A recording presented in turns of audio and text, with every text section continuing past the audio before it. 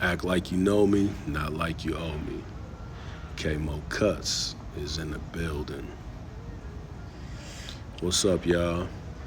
So today we're gonna get into this haircut and kind of get you a good idea of how to handle things. Right now, that's the raking method. And you want to rake because, it'll take it down to like a one. You almost can close it and use that zero guard and get that done. And of course, we use the alcohol pads to kind of clean up the area. We had already sprayed it, but I didn't put it on camera. So now I'm diving in with those liners and I'm making sure that I keep everything crisp. Sometimes you got to stop and just look back at your work. The tendency is for you to go down in your corners instead of up, and you want to go up so that you can kind of tee off that corner. My favorite saying, try to make that square, get it square. So once you get it square, it's easy from there. So I put that vertical bar in to get the squareness. And if you go up on the corner slightly, you don't want to go up on them a lot. The more you go up, it look like cartoonish, but them corners, if you learn how to master those corners, you can really make your lineups look super sharp. The thing you got to keep in mind with those liners and with everything is that no matter what, you making a straight line, but it's not a straight line because it's on a round surface. So the head is round. So if you think that you're gonna make it just straight, that's not what's gonna give you the best lineup. You gotta cut the line around the head. So it's kinda got a curve to it. That's what I mean by, going up in your corners just slightly. And right now, I'm lining it up, and the length that I chose, I have to go over it quite a few times to get it the level I want it to be and to get the lineup where, because those hairs hang over. See how I'm combing those over?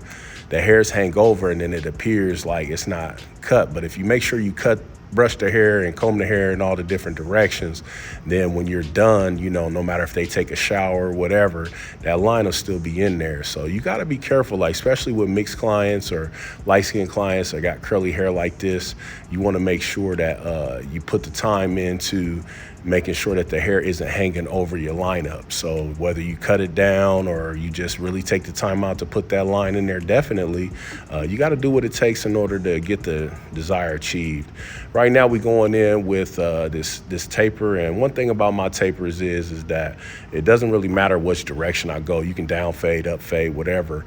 It's always the same thing. You're either going to be closed, halfway, or open, whichever that is, and then whatever guard that you choose. So you can have the 1 guard, 0 guard, 2 guard, whatever guard. It's always that same pattern. Now you don't have to do open, closed, and middle every single time on every single level, but if you do, you're going to get a more consistent cut. So there's some shortcuts here and there, but I don't like to do shortcuts too often. So a lot of my shortcuts now are just skill set. Like right now, what you're seeing is I was feathering right there in that corner and using the edge of the blade. Once you get to a certain level, you get to be able to do stuff like that, and it takes time off, and it's not really cheating. It's just being a master at what you do. For me personally, I line up a lot of times and then put the taper in, and then I do a taper at a time. So I might do the right side of the head, and I might do the blade all the way to on one side, and then go to the other side, do the same thing, and then go up higher as I go. So I kind of utilize the lineup so I can see where my fade sits at, and then I trade from side to side in order for me to be able to see that they both look the same. I don't have to do it that way. In this particular one, I did one side and then I came over to the other. But I'm just telling you that if you're having trouble with fade placement, or you're having trouble with just getting that fade how you want it, just trade from side to side with each guard and do the same thing that you do to the other side and break it down into pieces. As you always know, I'm a liner guy, so the most important part of a haircut for most people is the line. So I keep the main thing, and I line up several times on every single haircut. And that's because I'm getting sharper and sharper. So I'm just putting in the same line several times.